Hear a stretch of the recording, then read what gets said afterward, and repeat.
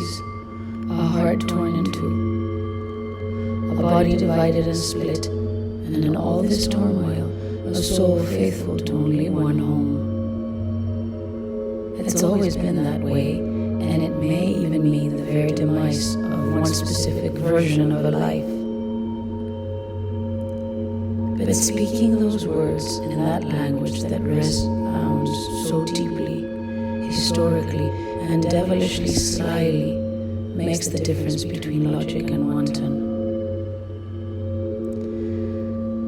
Funny how when one finds ourselves in the no man's land of our life, priorities and fears change so drastically. Crossing that heavily guarded border to this wind-blown, dusty, abandoned place is practically impossible. Most do not even undertake the harrowing journey out of crippling fear, even though they long to break free. They prefer to remain in the safe shackles that bind them to a life they no longer want. But oh, the terrifying abyss of opportunity and failure on the other side. Oh, the scorched ground that burns the soles of your feet, and the merciless sun that cracks your lips and reduces your tongue to a paralyzed, crusty object, making the already exhausting task of breathing even more impossible. The night is no more forgiving. Having sucked out that persisting heat in one effortless drag out of the air and left the most profound darkness of jaw-breaking cold.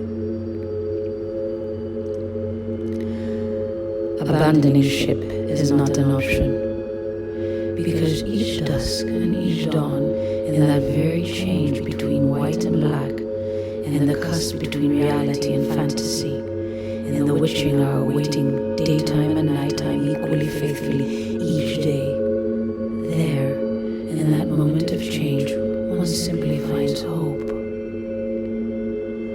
There, and in this corner draped in hues of red, pink and purple, it is where hope flourishes beautifully again and again, hope and fear alike, again and again. There, in this moment, the will to move on is rekindled, and body and mind find new strength and momentum. So I slip on my worn walking shoes and I walk. I walk among men, women, ghosts and zombies alike. I walk unseen and unheard, daytime and night. I walk covering kilometers of streets named after myths, legends and heroes, gods, kings and revolutionaries.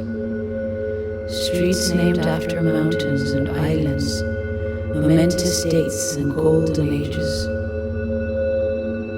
Street names that make up the frantically unforgotten history of a place. These streets tell not only the story of this place, they tell the story of me in the very cracks of the pavement. I walk to the soundtrack of my life and find my way home slowly, slowly. Safe in those familiar names and those familiar red, pink, and purple corners in between dusk and dawn.